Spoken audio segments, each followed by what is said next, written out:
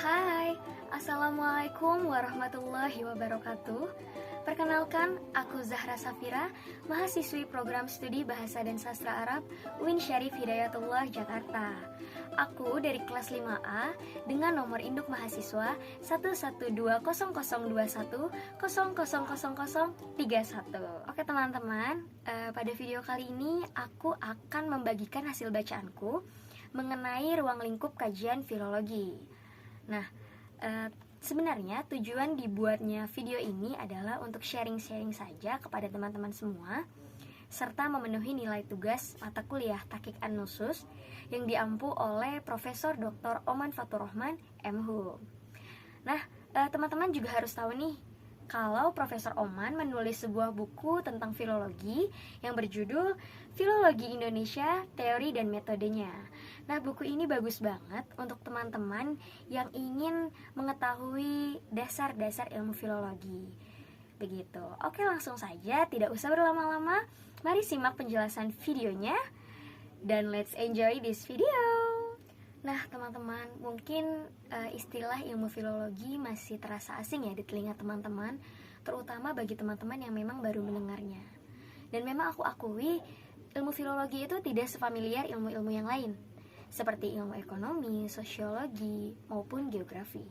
Tapi teman-teman tenang aja, nggak perlu khawatir, karena pada kesempatan kali ini aku akan membahas dari yang umum terlebih dahulu nih. Apa sih ilmu filologi itu? Baik, ilmu filologi menurut Kamus Besar Bahasa Indonesia adalah ilmu tentang bahasa, kebudayaan, dan sejarah suatu bangsa yang terdapat di bahan-bahan yang tertulis. Nah, istilah filologi sendiri sebenarnya berasal dari bahasa Latin, yaitu filologia, yang terdiri dari dua kata, philos dan logos. Philos yang berarti cinta, dan logos yang berarti kata. Sedangkan secara harfiah, filologi dapat dikatakan sebagai sebuah ilmu yang memiliki kecintaan atau ketertarikan terhadap kata-kata. Sehingga dari tiga definisi tersebut dapat disimpulkan bahwa filologi sebagai investigasi ilmiah atas teks yang tertulis. Nah, mungkin itu ya sedikit pengetahuan mengenai apa sih filologi itu. Nah, setelah kita mengetahui gambaran umum apa sih ilmu filologi itu, maka saya akan membahas tentang seseorang yang menekuni bidang filologi. Nah, seseorang yang menekuni bidang filologi disebut juga sebagai filolog. Apa sih tugas seorang filolog itu? Baik, tugas seorang filolog adalah menjembatani komunikasi antara si pengarang dengan si pembaca. Jadi dapat diartikan bahwa filolog ini berada pada posisi kedua setelah si pengarang sebelum sampai kepada si pembaca. Nah, karena tujuan penelitian filologi ini adalah menyiapkan teks yang siap baca atau making text available, maka seorang filolog itu dituntut untuk mampu mencari berbagai macam cara agar teks tersebut mampu dinikmati oleh khalayak umum atau pembaca masa kini. Nah, bagaimana sih untuk mengetahuinya? Ya, dengan cara menelusuri sumbernya, keabsahan teksnya, karakteristik teksnya, serta sejarah keberadaan teks tersebut, begitu. Nah, kemudian untuk mencapai proses tersebut, maka para filolog itu memiliki sebuah teknik atau metode penyajian dalam teks, penyajian teks dalam ilmu filologi, yang salah satunya adalah kritik teks. Nah, tujuan dari kritik teks ini adalah untuk merekonstruksi teks agar mendekati bentuk sumber yang semula yang ditulis oleh si pengarang. Nah, setelah kita mengetahui apa itu filologi, kemudian seseorang yang menekuni bidang filologi, maka ada kaitannya nih dengan objek kajian filologi, yaitu naskah.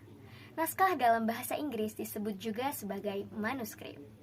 Nah, kata manuskrip sendiri sebenarnya berasal dari bahasa Latin, yaitu manu dan scriptus, yang artinya adalah tulisan tangan atau handwriting. Sedangkan dalam bahasa Arab, manuskrip disebut juga sebagai al-makhtutats atau al-kutub al-makhtutats bilyad, yaitu buku yang ditulis dengan tangan.